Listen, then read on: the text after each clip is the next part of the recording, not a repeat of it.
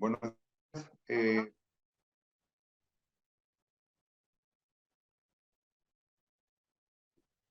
bien, correspondiente a los intervenientes, en realidad estamos justamente certificando su ausencia por parte del Instituto Nacional de Derechos Humanos, porque esto fue notificado temprano para fijar esta audiencia a las 11:30. Ya llevamos media hora de atraso. Afortunadamente uno había cansado de certificarse aquello y darse cuenta en forma a través del audio respectivo, así que por lo mismo, habiéndose conectado ahora la señorita abogada de la institución, procederemos a realizar a dicho recurso. Amparo 427-2022 contra la Subsecretaría del Ministerio del Interior y Seguridad Pública. Señor relator. Muchas gracias, señor presidente. Señorías, en este caso informo a la sala que comparece don Mauricio Maya Salinas, jefe regional del Instituto Nacional de Derechos Humanos de justamente la región de Los Lagos, quien deduce recurso de amparo en favor de los ciudadanos de nacionalidad colombiana, William Espinosa Murillo, don Harrison Mancía Riascos, don Emerson Mancía Orobio, don Eberto Salas Castro y don Winston Castro Castro. En este caso interponiendo la acción de amparo preventivo en contra de la Subsecretaría del Interior y Seguridad Pública por los hechos que expone en su presentación. Esto, señorías, consiste básicamente en que con fecha 9 de octubre del presente año, Carabineros de Chile efectuó un procedimiento policial motivado esto en la detención por flagrancia de dos individuos que habían sido previamente identificados por una víctima, quienes habían cometido presuntamente delitos de agresiones e intimidación con arma de fuego, así como el robo aparentemente de una motocicleta en la ciudad de Puerto Montt. En este caso, señorías, en este procedimiento que se estaba realizando en calle Constitucional, toda esta comuna de la comuna de Puerto Montt, donde existen varios tipos de inmuebles de tipo cabañas en las que habitan múltiples personas extranjeras, en su mayoría de nacionalidad colombiana, es que justamente se desarrollan los hechos que son objeto de la presente acción. Que ante este procedimiento de Carabineros de Chile, ciudadanos de dicho origen o personas justamente proceden a agredir a Carabineros, quienes deben en este caso solicitar ayuda y refuerzos, por cuanto habría un grupo de aproximadamente 20 personas que estarían agrediendo justamente a dicho funcionario público. Agresiones que fueron subiendo de tono, provocaron insultos y resistencias activas a la fiscalización. En este caso, habrían atacado también a los funcionarios con diversos tipos de elementos cortopunzantes, armas blancas y otros elementos contundentes, debiendo en este caso, como señalé, solicitar refuerzos Carabineros de Chile y del cual resultaron 13 personas detenidas por estos incidentes. Que en este caso, ante el Juzgado de Garantía de la Ciudad de Puerto Montt, el 10 de octubre del año 2022 se formalizó investigación en contra de estas 13 personas, entre los cuales se encuentran los amparados de esta causa. En particular, todos ellos fueron objeto de formalización de la investigación respecto de delitos contra maltrato de carabineros, con resultados de lesiones de distintas gravedades, también de oposición o resistencia a la autoridad ante una fiscalización. También, señoría, uno de ellos también tiene formalización de la investigación por daños simples. Que en este sentido, y posteriormente a justamente estos hechos, la recurrida, esto es la Subsecretaría del Interior y Seguridad Pública, dictó con fecha 14 de octubre del 2022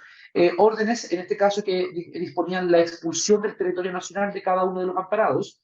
fundando justamente dichas decisiones en que la conducta desplegada por aquellas habían afectado gravemente el ejercicio de las funciones propias de Carabineros, afectando también la seguridad interior del Estado al debilitar la posibilidad de acción y protección de justamente demandada por parte de la ciudadanía. Que en este caso continúa refiriendo el Instituto Nacional de Derechos Humanos que la procedencia de la presente acción de amparo es por cuanto se estaría vulnerando en este sentido la garantía del artículo 19, número 7 de la Constitución Política, que en este caso esta norma no faculta en caso alguno al Estado de Chile para establecer reglas arbitrarias que diferencien en este caso el ejercicio del derecho de la libre circulación y residencia de una persona extranjera respecto de una persona habitante del país de nacionalidad chilena. que en este caso la libertad ambulatoria de los amparados ha sido vulnerada y se encuentra amenazada y perturbada mediante los actos administrativos que han sido señalados y que serían arbitrarios. Todo ello de conformidad a la normativa internacional vigente, que consagra en primer término el derecho a migrar que toda persona mantiene respecto de su país hacia otra nación, que por su parte los estados no pueden discriminar entre personas extranjeras y nacionales en el ejercicio de las potestades que el propio estado mantiene en cuanto tal. A su vez, sostiene que estas resoluciones serían ilegales y arbitrarias, ilegales por cuanto no se estaría respetando el principio de contradictoriedad y el derecho a formular alegaciones y defensas de acuerdo a lo que señala la ley 19.880, afectando con ello también la garantía del debido proceso. Luego, esta acción sería arbitraria, toda vez que la misma carece de fundamentos y sanciona a las personas amparadas sin un proceso ni una condena previa, lo que no se satisface en caso alguno los requisitos ni estándares mínimos de fundamentación requeridos por el ordenamiento jurídico ante las actuaciones de la administración. Que esto se torna aún más grave y relevante por cuanto la facultad que ejerció la Subsecretaría del Interior radica en el artículo 132 de la Ley 21.325, facultad que es extraordinaria, razón por la cual el deber de fundamentación debe ser mayor al de una resolución normal. Que estas resoluciones no se encuentran debidamente fundamentadas, no se califican en este caso o no se señalan la debida calificación de los hechos en los cuales se suscitaría la medida de expulsión y ni tampoco de en qué medida se afecta la seguridad interior o exterior incluso del Estado de Chile, no siendo proporcional, por tanto, la medida adoptada por la autoridad respecto de los hechos en los cuales se basa la misma decisión. Solicita, en definitiva, señorías,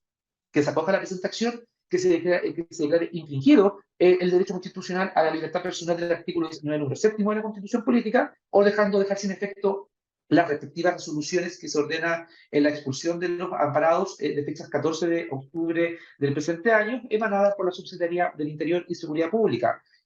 A su vez, señoría, solicita que se declare que el derecho de los amparados a permanecer en el país y a desplazarse libremente por el territorio, pudiendo salir del país y entrar nuevamente al mismo, ordenando dejar sin efecto cualquier tipo de prohibición de ingreso que pese sobre los mismos, y esto sin perjuicio de las medidas pertinentes que se tomen en su momento por tribunales competentes o cualquier otro tipo de medida que el Estado de Corte adopte a dichos efectos. Señorías, por su parte, esta Corte declaró admisible el recurso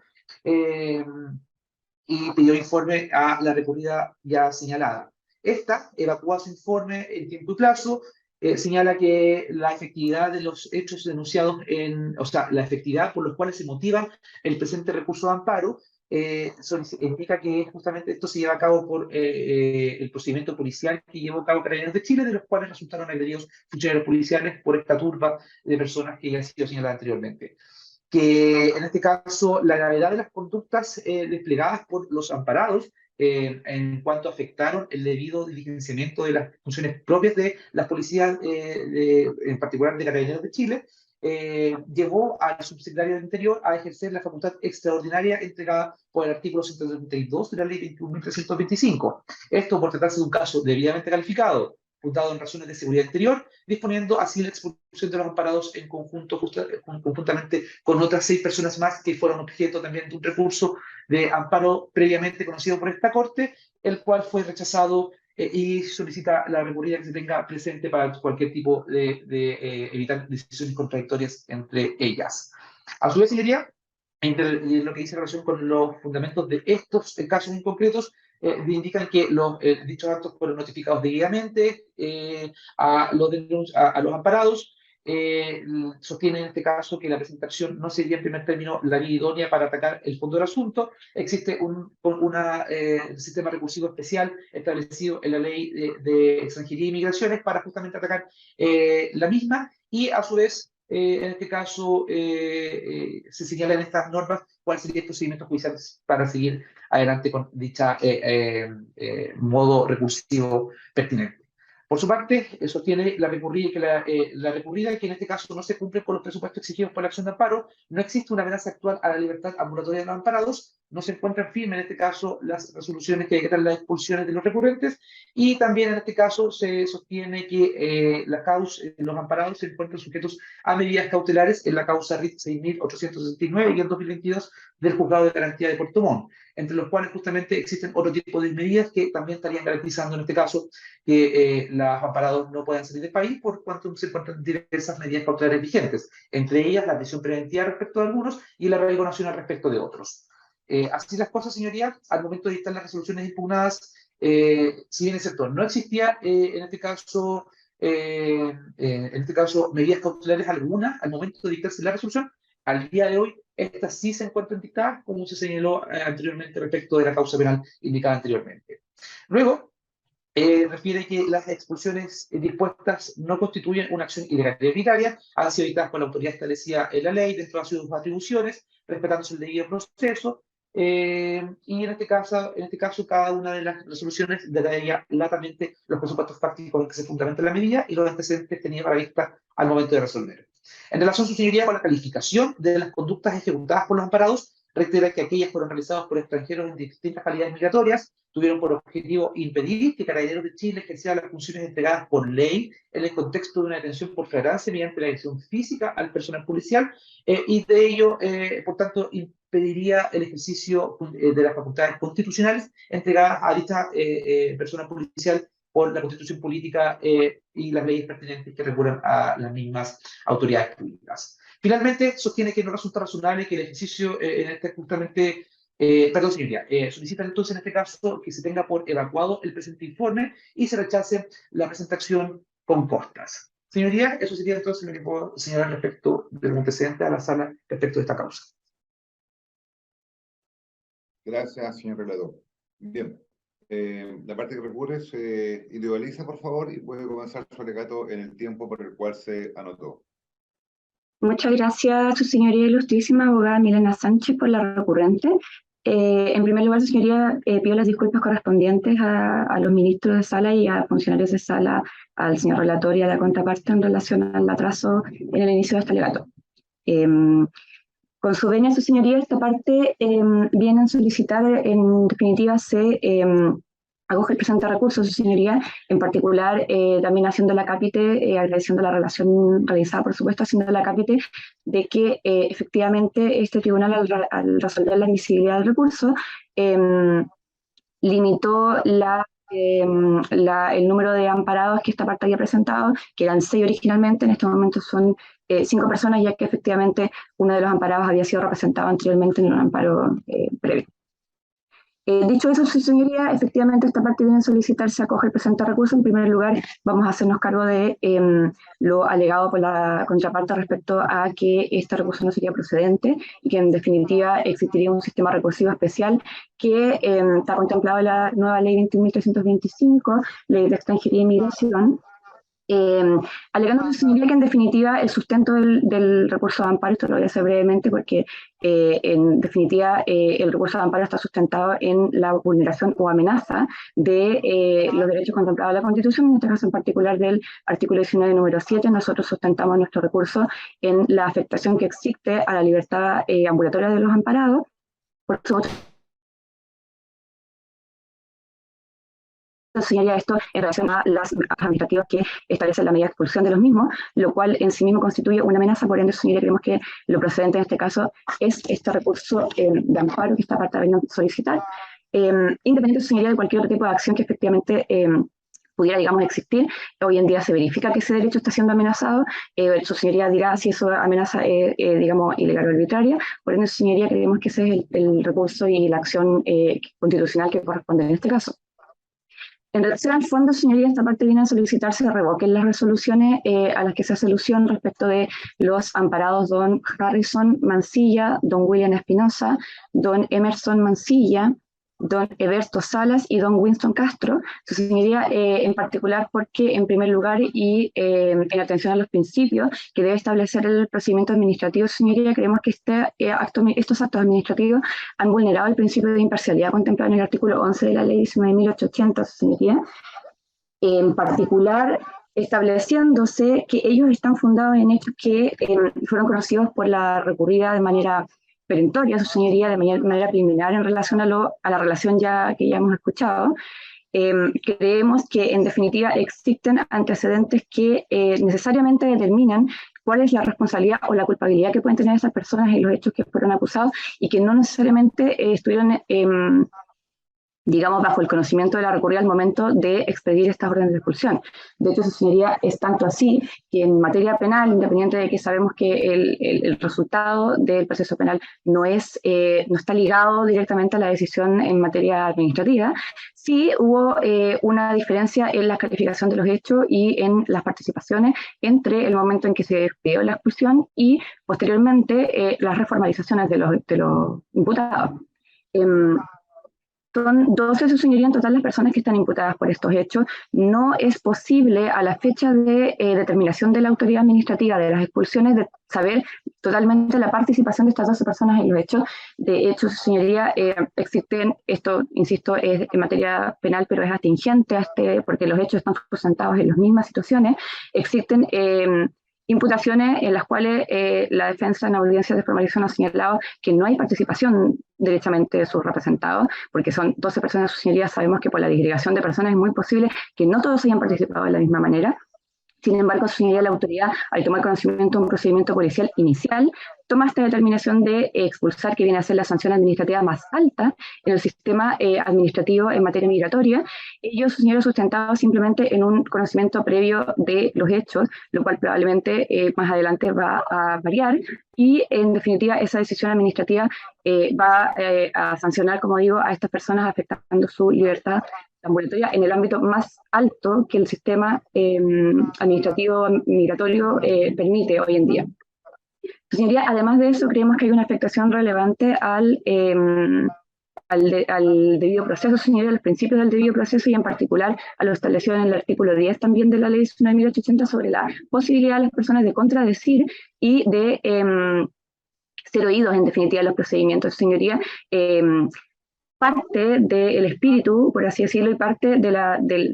justificante de la nueva ley 21.325 viene justamente dada por la posibilidad de las personas que son afectadas por una sanción administrativa, ya sea expulsión, ya sea multa sancionatoria, de ser justamente oídos, de tener la posibilidad de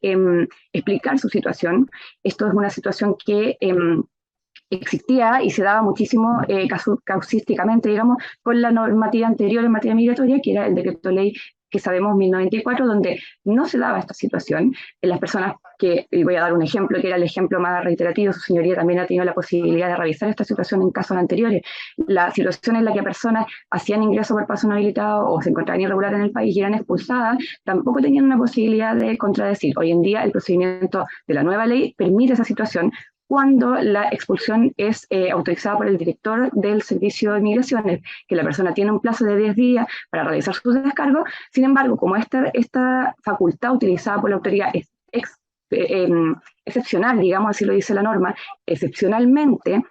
en casos calificados, podrá el subsecretario, etcétera, etcétera. En este caso en particular, señoría, no se dio esa instancia, estas personas no fueron oídas previo a la aplicación de la sanción, y ellos, señoría, es justamente la razón por la que invariablemente, su señoría, y sistemáticamente los tribunales habían sancionado y habían revocado órdenes de expulsión anteriormente. Tanto las Cortes de Apelaciones de nuestro país como la Corte Suprema anteriormente han revocado todos aquellos actos donde las personas no han tenido derecho a ser oídas, y en este caso en particular, con esta nueva normativa donde la autoridad se comprometió, estoy hablando de la autoridad ejecutiva, de los poderes de gobierno, se comprometieron justamente a resarcir esta falla, a resarcir este problema que tenía el procedimiento anterior, se dio exactamente en la práctica, y para los afectados la misma situación. Su señoría en particular no han sido oídos, nunca se pudieron explicar en relación a las imputaciones que se le hacían, y eso, señoría, hace en definitiva que esta parte considere que esto es un acto administrativo o una serie de actos administrativos que deben ser impugnados y por lo tanto, señoría, que resultan ser arbitrarios, tanto porque vulneran el debido proceso como porque adolecen de una falta de fundamentación en relación a esta materia. Su señoría, en definitiva, a lo señalado por la recurrida en su informe, esta parte no viene en cuestionar que la facultad que tiene el subsecretario en base a la nueva norma es así, en definitiva, que él tiene una facultad excepcional, volvemos a reiterar, excepcional en la discusión normativa de la historia de la ley. Se establece incluso que en alguna parte de la discusión, excepcionalísima. Se propuso en algún momento incluso que fuera un acto sometido a control de la Contraloría General de la República, porque efectivamente es una facultad que la autoridad debe ejercer con responsabilidad. Y su señoría, por supuesto, con miras y con respeto al principio de la motivación de los actos administrativos y, por supuesto, con miras al principio de fundamentación. Y en este caso, señoría, esta parte viene en señalar que ello no ocurrió de esa manera, insisto, porque la información que mantenía la autoridad es preliminar. Tampoco en el informe, su señoría, la autoridad menciona otro tipo de fuente para efectos de evaluar los hechos que fundamentan las expulsiones más allá del parte policial, que en ese momento se expidió, que es un parte policial que sabemos por el conocimiento de los procesos penales que es preliminar y que no le va a permitir a la autoridad decir que estas 12 personas, cada una de ellas particularmente consideradas, en este caso, señoría, nosotros estamos representando 5 de ellas, pero en particular, señoría, con 12 personas que todas hayan participado de la misma manera y que todas hayan participado de la manera que el parte policial inicial haya señalado. Por ende, señoría, por esas razones, esta parte viene a solicitar se acoja el presente recurso, estableciéndose que hay una vulneración específica a la libertad personal de los amparados por esta parte, y su señoría que se establezca que el acto administrativo los actos administrativos que expulsan a estas personas fueron dictados sin miras al principio de fundamentación, sin miras al debido proceso, sin instancia en la que los amparados pudieran haber sido oídos o hubieran podido presentar descargos o algún otro acto que se condiga con el principio de contradictoriedad de los actos administrativos, y su señoría en particular se revoquen las órdenes de expulsión que pesan hoy en día sobre los nuestros representados. Eso, señoría, muchas gracias por su escucha. Bien, gracias. Por la parte recurrida, por favor, se puede individualizar y comenzar su alegato en el tiempo por el cual se anotó, es decir, 10 minutos. Muchas gracias por su venia, señor presidente, ilustrísimo tribunal. Comparezco en representación del subsecretario del Interior, abogada Lupia Aguirre Bravo, conforme a notificación de domicilio ya registrado en este tribunal, solicitando se rechace la pretensión de amparo deducida esta vez a través del Instituto Nacional de Derechos Humanos por los señores en favor de los señores Eberto Salas, William Espinosa, Harrison Mancilla, Emerson Mancilla y Winston Castro. Su señoría, primero que nada, quisiese hacer presente, porque debo así hacerlo, porque además su señoría está en pleno conocimiento de aquello, que una acción de similar naturaleza se interpuso respecto de otras 6 personas que se encuentran en la misma situación que los amparados actualmente señalados representados por el Instituto Nacional de Derechos Humanos en el recurso de amparo 421-2022, donde este tribunal resolvió por mayoría rechazar dichos recursos de amparo, señalando que tanto el procedimiento como las resoluciones en sí misma, el procedimiento se ajustaba a aquello que establecía la ley y por lo tanto no había una infracción al debido proceso, y por otra parte las resoluciones se encontraban debidamente fundadas. Y luego especialmente presente, su señoría ilustrísima, porque las alegaciones con las cuales nos encontramos hoy en día no son muy distintas de aquellas que conocimos hace un poco más de una semana. Exactamente hace una semana y un día prácticamente. En ambos casos, los recurrentes de amparo tienden a confundir el proceso penal con el fundamento de la expulsión que ha sido ejercida por parte del subsecretario. Esta facultad, como bien lo indicó la defensa, excepcionalísima que tiene el subsecretario del Interior y que en este caso la ejerció, tal como lo dice la defensa en su recurso, la defensa de amparo en su recurso y en sus alegatos, a petición del presidente de la República. Y esto es porque aquí no hay nada que determinar desde el punto de vista de la culpabilidad, porque aquí estas personas no están siendo expulsadas por cometer delitos. No ese es el fundamento, porque ese fundamento podría haberlo ejercido directamente el director del Servicio Nacional de Migraciones a través de las causales de expulsión establecidas en los artículos 127 y 128 de la actual ley 21.325 que faculta la materia en relación con el artículo 32 de la misma ley. Esta facultad excepcional entregada, y vamos a reiterar lo que ya dijimos en su oportunidad, esta facultad excepcional entregada al subsecretario tiene que ver con cuestiones que están asociadas a las incivilidades de las cuales se hicieron parte las personas que están siendo actualmente objeto de esta medida de expulsión, que por cierto, señorías ilustrísimas, se encuentra suspendida en respeto a lo establecido por la ley, y por lo tanto, señorías, ni siquiera estamos frente a una amenaza real e inminente a la libertad en los términos que lo pretende la defensa. Quizás la única diferencia entre el amparo que conocimos antes y el amparo que conocemos el día de hoy es que el Instituto Nacional de Derechos Humanos releva otro aspecto, que es el derecho de los extranjeros de residir, de trasladarse y de entrar y salir, de toda persona, ¿no? De entrar y salir de un Estado. Esto lo hace al momento de citar, ¿no es cierto?, el artículo 13 de la Declaración Universal de Derechos Humanos en su recurso en la página 5, y acto seguido en la página 6 referir, ¿no es cierto?, el Pacto Internacional de Derechos Civiles y Políticos en su artículo 12. Y por lo tanto, lo que alega desde un punto de vista fundamental el Instituto Nacional de Derechos Humanos es el derecho en sí mismo que tiene cualquier ciudadano del mundo de trasladarse de un lugar a otro y de permanecer en determinados territorios, en los territorios de los estados. Lo cual, por cierto, esta parte comparte. Pero lo comparte en los mismos términos que lo señalan los tratados internacionales. El artículo 12, que se encuentra transcrito en la página 6 de la Convención del Pacto Internacional de Derechos Civiles y Políticos, página 6, ¿no es cierto?, del recurso, indica que toda persona que se halle legalmente en el territorio de un Estado tendrá derecho a circular libremente por él. Y desde allí ya este recurso tiene problemas. Porque resulta que en este caso en concreto, los amparados, ninguno, su señoría, está legalmente en territorio chileno. El señor Eberto Salas tiene un ingreso irregular, el cual se le acusó una multa y no la pagó. El señor William Espinosa tiene un ingreso irregular, no sabemos cuándo ingresó, porque ingresó por paso no habilitado. El señor Harrison Mancilla tiene ingreso también por paso no habilitado. No sabemos cómo ingresó a Chile, no sabemos cuál es su situación migratoria.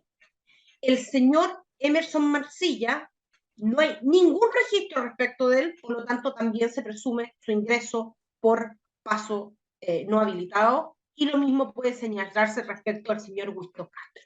Por lo tanto, esta segunda fase, ¿no?, de que estas personas tienen el derecho a trasladarse y se ve amenazado su derecho, etcétera, ni siquiera cumple con el estándar internacional. Ninguna de estas personas está legalmente en Chile.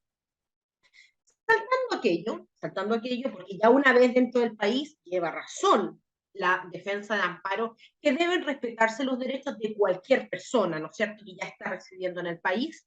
Insistimos en que aquí no hay ninguna infracción al derecho al debido proceso. La ley y el reglamento han establecido un proceso dentro del cual se ha otorgado a las personas la posibilidad de defenderse ante estas expulsiones. Hierra la defensa de amparo al tratar de homologar estas expulsiones con aquellas reguladas en el Decreto Ley 1094. Como sus señorías ilustrísimas lo sabrán, esas expulsiones administrativas dispuestas por la autoridad importaban la mera dictación de la resolución y la expulsión de la persona. Es decir, acto seguido de ser dictada la resolución, lo único que procedía era el acto de ejecución de la resolución. Y es por eso que las Cortes, obviamente, acogieron recursos de amparo alegando y señalando o relevando los alegatos en torno a que había una infracción al debido proceso, a la posibilidad que tenían las personas de defenderse ante los actos de la administración. Nada de ello ocurre en este caso con la nueva regulación de la ley 21.325. Respecto del director nacional, se establece un procedimiento que se inicia con un decreto que tiene el solo objeto de informar que se va a iniciar una expulsión respecto de la persona, para efectos de que se defienda. Ese decreto no tiene otro fundamento que notificar la existencia de un proceso de expulsión sin tener un señalamiento más que del número de la ley, razón por la cual se le va a seguir un procedimiento de expulsión. En el caso del subsecretario, existe, ¿no es cierto?, existe un procedimiento que está desde la ley, llevado al reglamento que fue aprobado a través de la toma de razón por parte de la Contraloría General de la República, en donde se establece que, en atención a que el artículo 132 de la Ley de Migraciones señala que en el caso del subsecretario, dictará inmediatamente una resolución fundada de expulsión, regula en el artículo 149 la forma, ¿no es cierto?, cómo se produce el contradictorio en este tipo de procedimiento. ¿Y cómo se produce? A través de un plazo administrativo de 5 días, que no se tiene en el caso de las resoluciones por el Servicio Nacional de Migraciones, para efectos de reponer de aquello que ha sido resuelto por parte de la autoridad administrativa, en este caso el subsecretario, es decir, tiene 5 días para llegar a antecedentes necesarios que hagan que el subsecretario cambie de opinión y resuelva en un sentido contrario. Y además de ello, excepcionalmente, también, regularmente, tiene este recurso de ilegalidad de 10 días más, si acaso no es acogida su reposición. Y uno dirá, ¿esto no es un debido proceso? ¿Esto no es un proceso de ley en que se escucha al imputado? ¿O que se escucha a la persona expulsada en este caso? ¿Por qué digo imputado? Es un error haberlo dicho. Porque incluso las personas imputadas tienen un procedimiento de esta naturaleza. Como sus señorías lo saben, el procedimiento monitorio es muy semejante a esto. Es un procedimiento que empieza con una sanción, de la cual se da un plazo a la persona para efectos de ejercer los derechos de defensa,